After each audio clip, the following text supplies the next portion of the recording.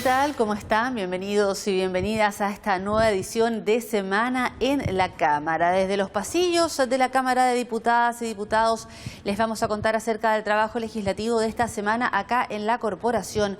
Y vamos a comenzar justamente contándoles lo que ocurrió el lunes 6 de diciembre, jornada en la que el Congreso Nacional extendió nuevamente el estado de excepción en la macrozona sur. Además, la Cámara de Diputadas y Diputados aprobó un reajuste del 6,1% al sector público. La Cámara y el Senado aprobaron la extensión del estado de excepción en la macrozona sur. La medida fue prorrogada por otros 15 días en las provincias de Arauco, Biobío, Malleco y Cautín. Se trata de la tercera solicitud del presidente de la República para prolongar el estado de excepción constitucional de emergencia para estas 4 provincias de la macrozona sur. Su justificación radica en la grave alteración del orden público producto del aumento de los actos de violencia vinculados al narcotráfico, terrorismo y crimen organizado. El oficio de esta nueva prórroga destaca la consulta ciudadana realizada en la Araucanía en noviembre pasado, donde más de un 81% de quienes participaron votaron por mantener el estado de excepción. También señala que la excepción ha facilitado la fiscalización marítima y los patrullajes mixtos de policías y fuerzas armadas junto a la vigilancia aérea con helicópteros y aviones. A segundo trámite al Senado despachó la Cámara el proyecto que reajusta las remuneraciones a los trabajadores del sector público. La iniciativa tomó como base el protocolo de acuerdo firmado el 2 de diciembre pasado por el Gobierno, la CUT y organizaciones gremiales del sector público. En concreto, la propuesta reajusta en 6,1% a contar del 1 de diciembre de 2021 las remuneraciones, asignaciones, beneficios y demás atribuciones en dinero imponibles o no imponibles de los trabajadores del sector público. También se aplica a los directores, educadores de párvulos y asistentes de la educación de establecimientos BTF, así como a los regidos por la Ley 21.109, que establece un estatuto de los asistentes de la educación pública. Se excluyen expresamente las 4 categorías de sueldos más altos de la escala pública que abarcan al presidente de la República, ministros y parlamentarios, entre otras autoridades. El proyecto incluye, de igual modo, los respectivos aguinaldos de Navidad y Fiestas Patrias y el bono de escolaridad. El tope de remuneración bruta para recibirlos es de 2.790.225 pesos, excluidas las asignaciones asociadas a desempeño individual, colectivo o institucional. Por otra parte, contempla aportes al servicio de bienestar, bonificaciones de nivelación y un bono de invierno para pensionados de 70.336 pesos, así como los aguinaldos de Fiestas Patrias y Navidad para el sector pasivo de la población. Por último, se aprobó la entrega de un nuevo bono COVID para los funcionarios de la salud, respecto del cual el Ejecutivo hizo reserva de constitucionalidad. Y el día martes 7 de diciembre, la sala de la Cámara de Diputadas y Diputados tuvo una intensa jornada legislativa. Se debatieron 5 proyectos de ley, entre esos se despachó a ley el matrimonio igualitario. Complementar, modernizar y adecuar a los actuales escenarios políticos y sociales la normativa del manejo fiscal responsable mediante nuevas herramientas son los objetivos del proyecto despachado por la Cámara al Senado. El texto dispone que el presidente de la República, dentro de los 90 días siguientes a la fecha en que asuma su mandato, mediante decreto supremo expedido por intermedio del Ministerio de Hacienda, establecerá las bases de la política fiscal que se aplicará durante su administración.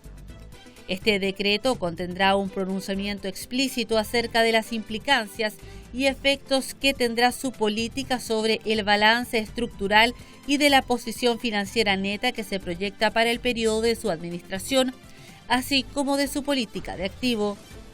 Por otra parte, la propuesta formaliza y regula un procedimiento para los casos en que sea necesario desviarse de las metas de política fiscal, actuando como una cláusula de salida coyuntural, por ejemplo, con la presente pandemia. Paralelamente, avanza en materia de transparencia y control por medio de la obligación de publicar estimaciones a mediano plazo y mejorar la evaluación de las metas de política fiscal.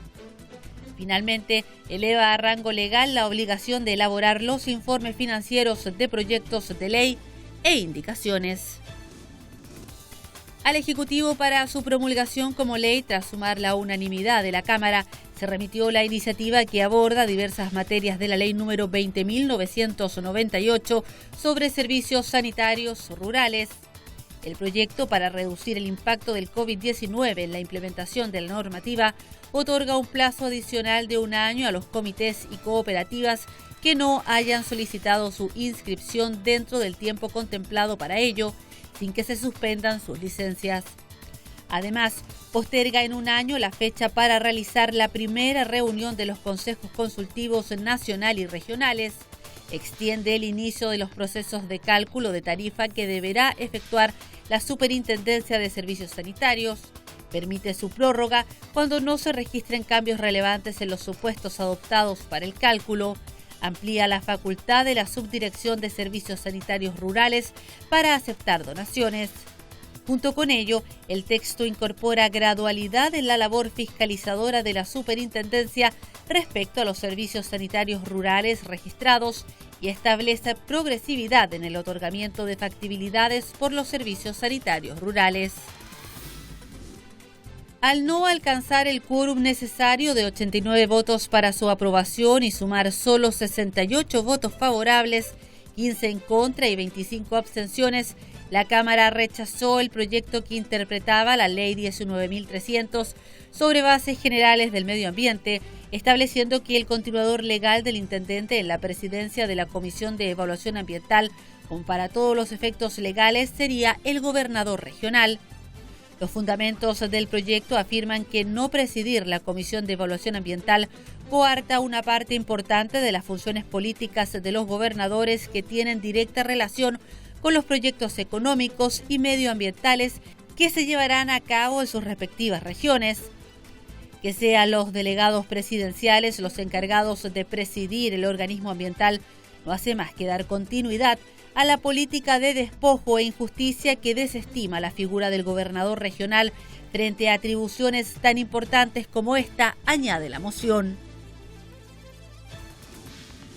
Por unanimidad, la Cámara respaldó los cambios propuestos por el Senado al proyecto que reconoce la sordoceguera como discapacidad única. La iniciativa, que promueve la plena inclusión social de las personas sordociegas, quedó en condiciones de ser promulgada como ley de la República. El proyecto define a la persona sordociega como aquella que, debido a sus funcionalidades auditivas y visuales reducidas o inexistentes, simultáneamente presentes, constituye una discapacidad única. Estas personas, al interactuar con diversas barreras presentes en el entorno, ven impedida o restringida su comunicación, movilización y participación plena en la sociedad. También se les dificulta el acceso a la información y al entorno en igualdad de condiciones con las demás. El documento precisa que las instituciones públicas y privadas establecerán las condiciones para que las personas con discapacidad puedan concurrir ante ellas con intérpretes de lengua de señas o guías intérpretes previa acreditación de esta condición. La norma además dispone que el Estado promoverá, conforme a sus atribuciones, medios y presupuestos, la formación y capacitación continua de guías intérpretes.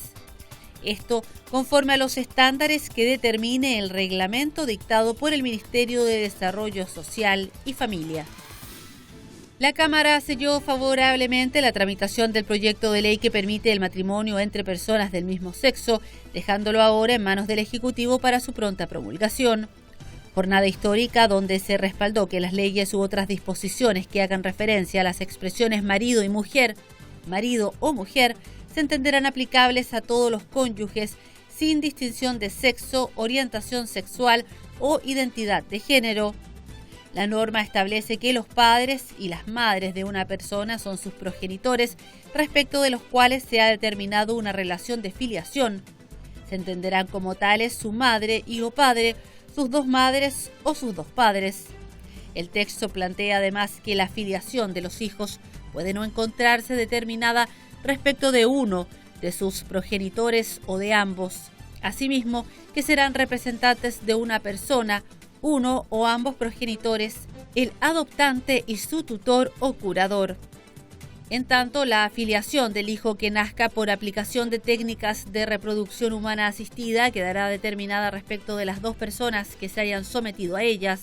En ningún caso, el establecimiento del régimen del cuidado personal podrá fundarse en razón de raza o etnia, nacionalidad, orientación sexual, identidad o expresión de género, apariencia personal o cualquier otra categoría que resulte discriminatoria. Extensión del estado de excepción en la macrozona sur, reajuste al sector público y a ley el matrimonio igualitario en una histórica jornada fueron parte de las materias que se analizaron en la sala de la Cámara de Diputadas y Diputados durante esta semana.